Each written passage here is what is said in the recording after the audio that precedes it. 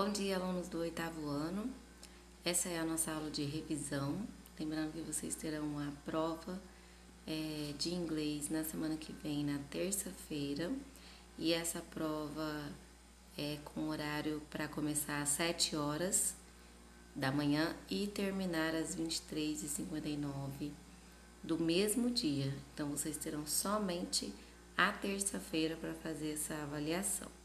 Então, a gente vai revisar o conteúdo estudado aí na unidade 1 e 2 do primeiro bimestre. Vamos encerrar essa apostila. Nessa aula não terá nenhuma atividade, é somente a revisão, tá? Para vocês estudarem para a prova. E se não ficar claro alguma matéria, vocês podem voltar nas aulas, né, que foram passadas aí no aplicativo, desde a primeira aula até essa. E também tem a opção aí de procurar outros vídeos no YouTube sobre os temas que eu vou passar aqui para vocês, tá? Então, o primeiro assunto são as frutas, né? Essa matéria é muito simples, porque como vocês fazem essa avaliação com as apostilas em mãos, né? No caso aqui, vocês não precisam nem decorar, é só utilizar a apostila e olhando as palavras, tá? Quantifiers, né? São as palavras much, many, few, little, a lot of, tá? Vocês podem também assistir novamente o vídeo que eu passei naquela aula anterior sobre essas palavras que significa muito e pouco. Que para saber usar, precisa lembrar dos substantivos contáveis e incontáveis, certo? Depois, a próxima matéria foi o passado do verbo to be. Lembrando que o verbo to be significa ser e estar. Então, no passado significa era, estava. E o verbo to be no passado, né, é bem fácil. São só duas palavras, que é was e were. E essas palavras são divididas em singular e plural, tá? Então, was é singular e were é plural, tá? Então, estudamos aí o passado do verbo to be. Depois, né, nós iniciamos a unidade 2, My Japanese Friend, que nós falamos sobre disciplinas escolares. E na aula passada, a gente estudou os verbos regulares, né? O verbo anterior, que eu coloquei aí no Google Classroom, foi a correção da atividade sobre verbos regulares. Então, eu expliquei que os verbos regulares são mais fáceis do que os outros, porque para colocar no passado é só acrescentar ed, né?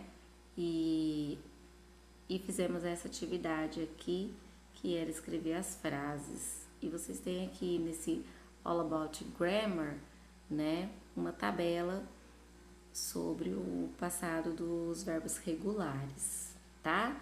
Então, vou explicar bem rapidinho assim, dessa apostila, porque também vai cair, além da unidade 1, na unidade 2 as disciplinas e os verbos regulares e a próxima matéria que é verbos irregulares. Então, só explicando mais um pouquinho sobre verbos regulares. Eles são terminados com ed. Se eu for colocar o verbo no passado, eu tenho que usar um auxiliar que chama did, tá? D-I-D. Mas juntando com a palavra not, vai ficar didn't, tá? E aí, quando eu coloco esse auxiliar, eu retiro o ed que eu coloquei no verbo. Então, I played, eu joguei. Eu não joguei, I didn't play, sem ed, tá? Porque essa é a regra. E para fazer a interrogativa, eu também uso esse auxiliar did, mas aqui é só did, sem o not. E para fazer uma pergunta, ele vem no início da frase, tá? Então, por exemplo, eu joguei futebol. Did I play football? Então, aqui novamente o play perde o ed, tá? essa é a regra. Então, a regra do verbo regular é acrescentar ed no final do verbo. E quando eu for passar a frase para negativa, eu uso didn't. E quando eu for usar a frase na interrogativa, eu uso did. Certo? Então, agora vamos estudar os verbos irregulares, tá? Aqui, ó, past simple of irregular verbs. Bom, aqui não tem uma regra, tá? Os verbos irregulares, eles são irregulares, eles não têm regra. Então, como que eu faço para saber o passado de um verbo irregular? Decorando. Isso não é muito legal, mas é assim, tá? A gente tem uma tabela enorme de verbos irregulares. Essa tabela tem lá no final da apostila de vocês. Deixa eu achar aqui para mostrar.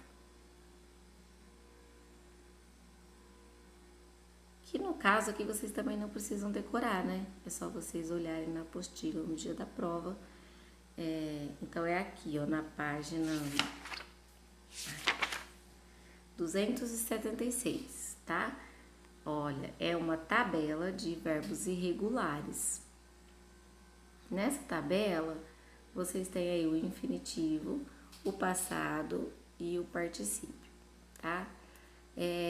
São 3 formas. Então, por exemplo, eu tenho aí o verbo become. Não, vamos para outro verbo. Aqui, ó, eu tenho o verbo buy. Escreve B-U-Y, tá? Que significa comprar. Então, I buy my car. Eu compro o meu carro. Eu quero falar, eu comprei o meu carro. Eu vou usar bought. I bought my car. Eu comprei meu carro. Tá bom? Então, os verbos irregulares são verbos que não tem uma regra para a gente saber como que ele fica no passado. É diferente do verbo regular, que é só acrescentar ed. O verbo fica exatamente igual e a gente acrescenta ed. O verbo irregular não tem uma regra, é cada um de um jeito, tá? O que a gente precisa saber também sobre o verbo irregular é que para colocar ele no passado, a gente também vai usar esse auxiliar que eu acabei de falar, que é o didn't ou did. Então, por exemplo, I slept, que é eu dormi. Eu não dormi, I didn't sleep. O verbo volta para o presente, sleep. E eu dormi, did I sleep? Entenderam? Então é isso, eu vou colocar para vocês um link do YouTube explicando aí sobre os verbos irregulares. E vocês vão prestar bastante atenção, porém não tem atividade para fazer na apostila.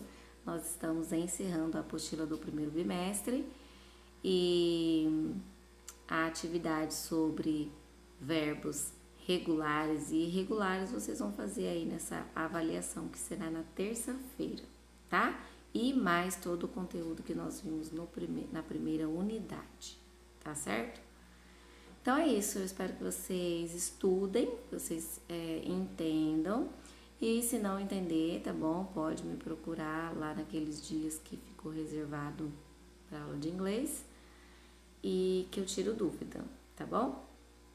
Então é só isso, até mais, bye bye.